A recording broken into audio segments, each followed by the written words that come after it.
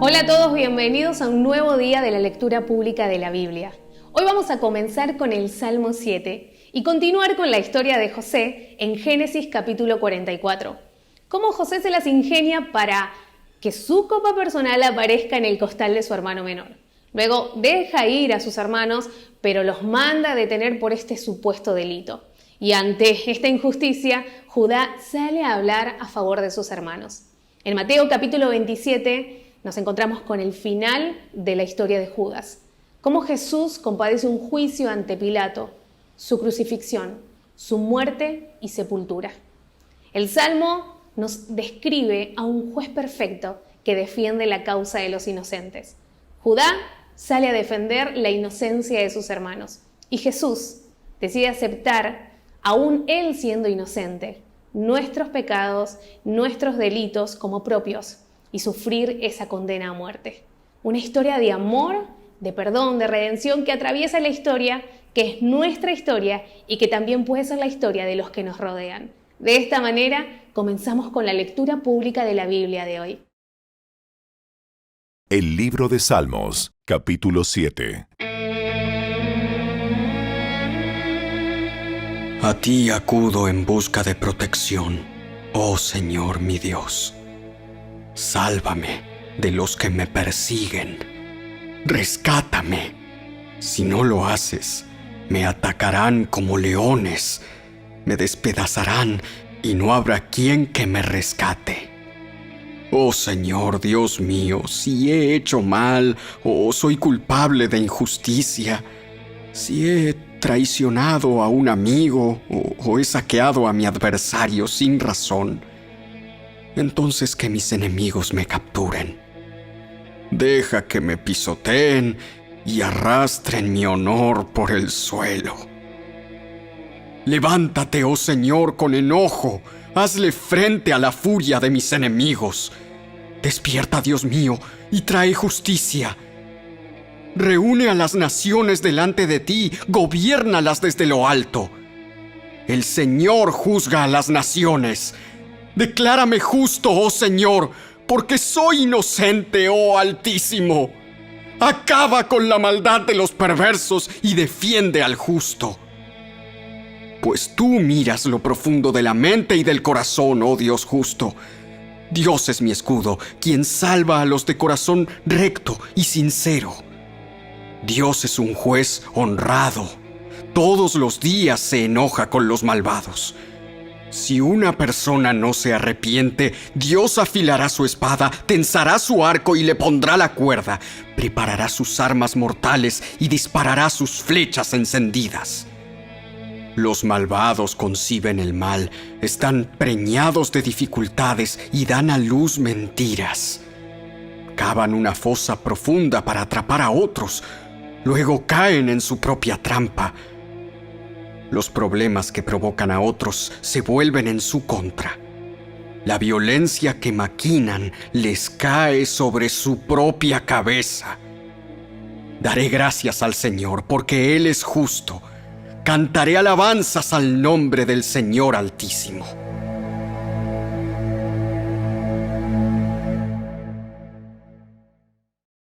El libro de Génesis, capítulo 44.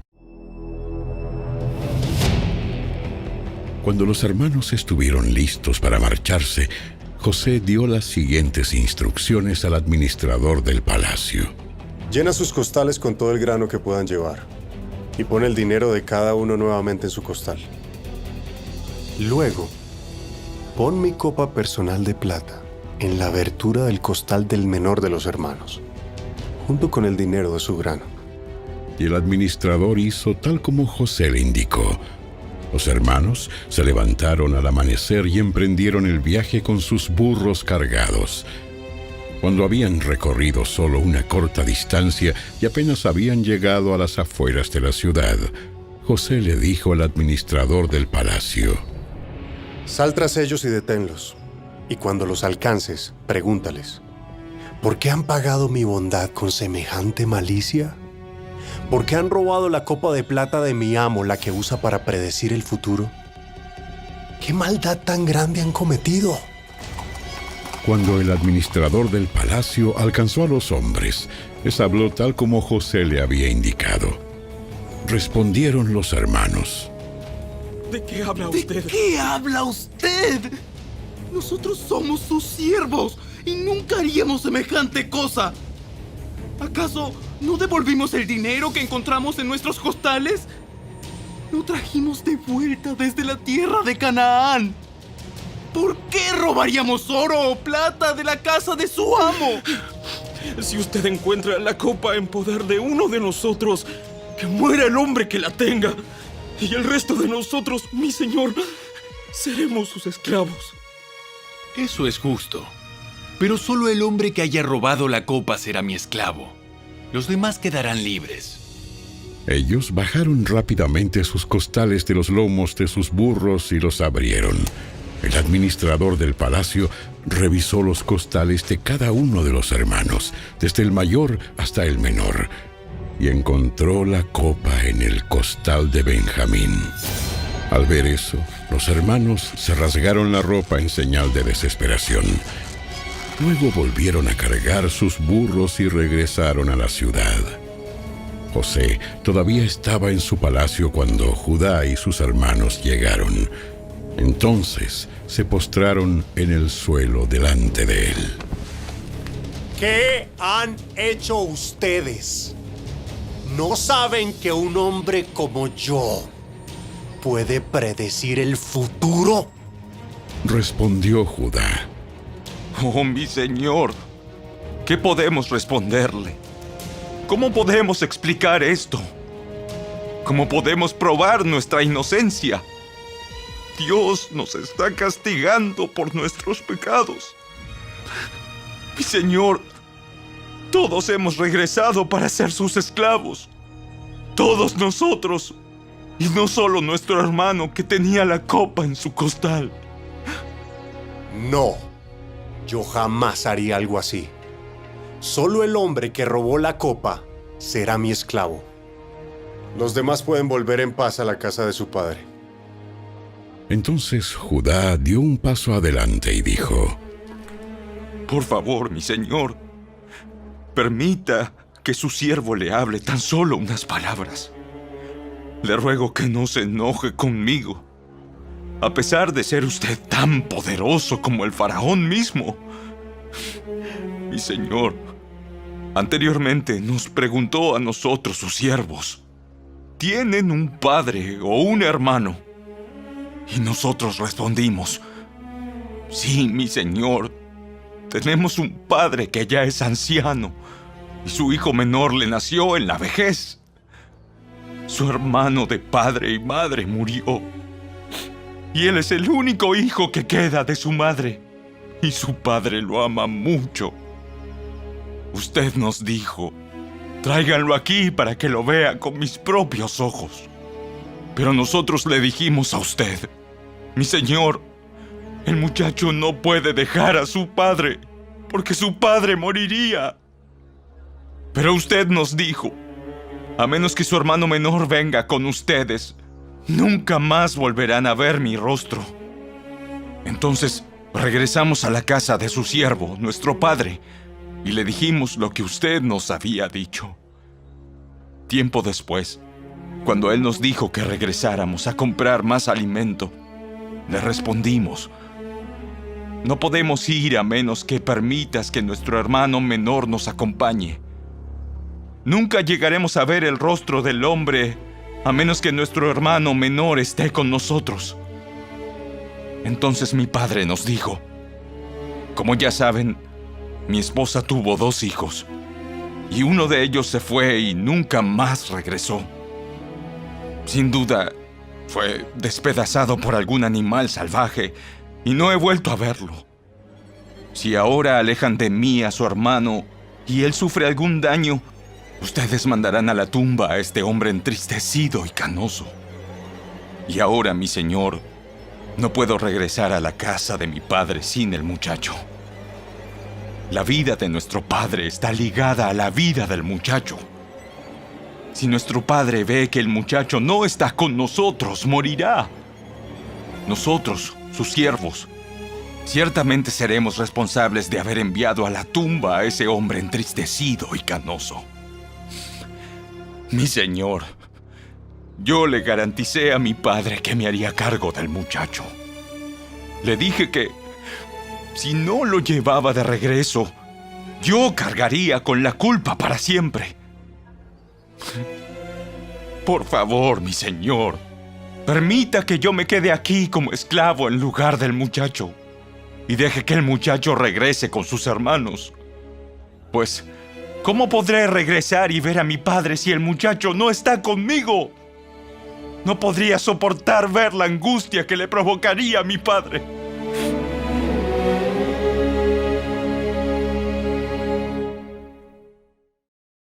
El Evangelio según Mateo, capítulo 27.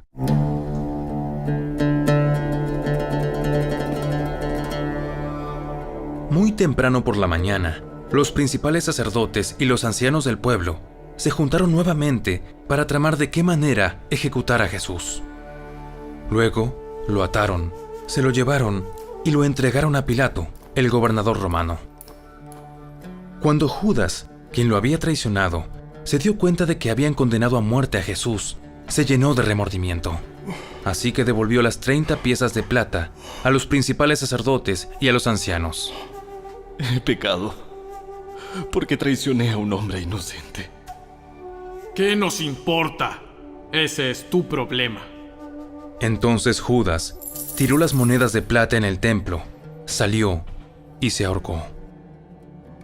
Los principales sacerdotes recogieron las monedas.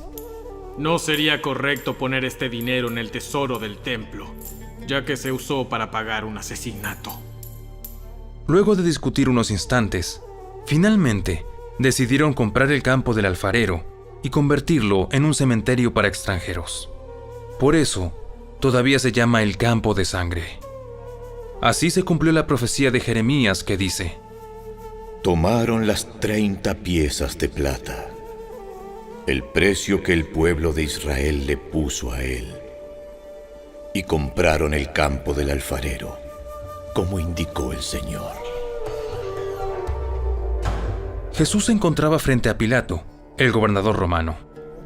¿Eres tú el rey de los judíos? Tú lo has dicho. Entonces, cuando los principales sacerdotes y los ancianos presentaron sus acusaciones contra él, Jesús guardó silencio.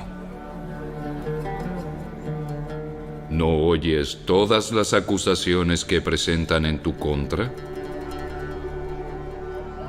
Para sorpresa del gobernador, Jesús no respondió a ninguno de esos cargos. Ahora bien, era costumbre del gobernador cada año, durante la celebración de la Pascua, poner en libertad a un preso, el que la gente quisiera, y entregarlo a la multitud. Ese año, había un preso de mala fama, un hombre llamado Barrabás. Al reunirse la multitud frente a la casa de Pilato aquella mañana, él les preguntó: ¿A quién quieren que ponga en libertad? ¿A Barrabás o a Jesús llamado el Mesías? Él sabía muy bien que los líderes religiosos judíos habían arrestado a Jesús por envidia. Justo en ese momento, cuando Pilato estaba sentado en el tribunal, su esposa le envió el siguiente mensaje: Deja en paz a ese hombre inocente. Anoche sufrió una pesadilla terrible con respecto a él. Mientras tanto, los principales sacerdotes y los ancianos persuadieron a la multitud para que pidiera la libertad de Barrabás y que se ejecutara a Jesús. Así que el gobernador volvió a preguntar: ¿A cuál de estos dos quieren que les deje en libertad? ¡A Barrabás! Entonces, ¿qué hago con Jesús llamado el Mesías? ¡Crucifícalo!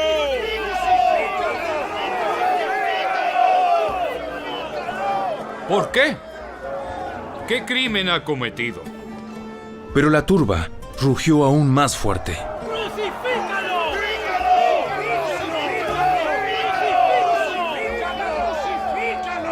Pilato vio que no lograba nada y que se armaba un disturbio.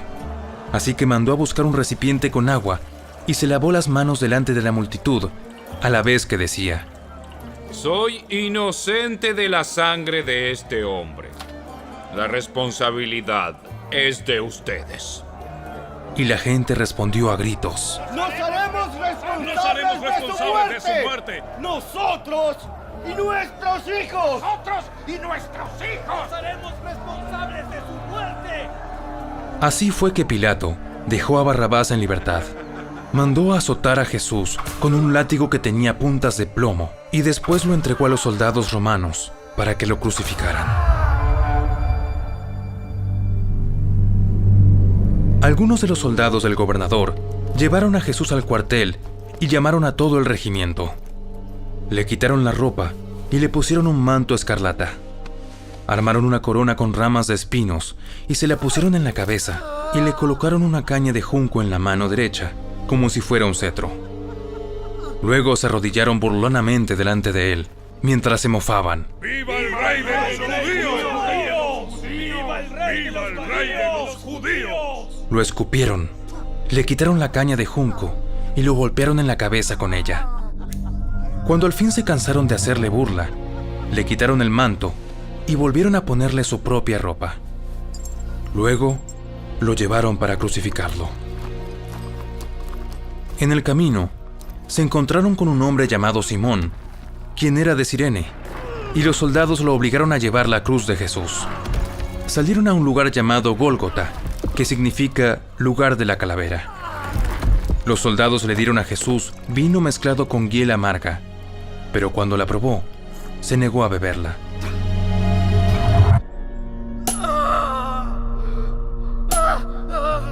Después de clavarlo en la cruz, los soldados sortearon su ropa tirando los dados. Luego se sentaron alrededor e hicieron guardia mientras él estaba colgado allí. Encima de la cabeza de Jesús colocaron un letrero que anunciaba el cargo en su contra. Decía: Este es Jesús, el rey de los judíos. Con él crucificaron a 2 revolucionarios, uno a su derecha y otro a su izquierda. La gente que pasaba por allí gritaba insultos y movía la cabeza en forma burlona. ¡Pero mírate ahora! Dijiste que ibas a destruir el templo y a reconstruirlo en 3 días. 3 días. ¡Muy bien! Si eres el Hijo de Dios, sálvate a ti mismo y bájate de la cruz. Los principales sacerdotes, los maestros de la ley religiosa y los ancianos también se burlaban de Jesús. Salvó a otros, pero no puede salvarse a sí mismo. Con que es el rey de Israel, ¿no? Que baje de la cruz ahora mismo y creeremos en él. Confió en Dios. Entonces, que Dios lo rescate ahora si lo quiere. Pues dijo: ¡Soy el Hijo de Dios! Hasta los revolucionarios que estaban crucificados con Jesús se burlaban de él de la misma manera. Al mediodía, la tierra se llenó de oscuridad hasta las 3 de la tarde. A eso de las 3 de la tarde, Jesús clamó en voz fuerte: Eli, Eli, lema sabactani. ¿Qué significa: Dios mío, ¿por qué me has abandonado? Algunos que pasaban por allí entendieron mal y pensaron que estaba llamando al profeta Elías. Uno de ellos corrió y empapó una esponja en vino agrio, la puso sobre una caña de junco y la levantó para que pudiera beber. Pero los demás dijeron: Espera, a ver si Elías viene a salvarlo. Entonces Jesús volvió a gritar y entregó su espíritu.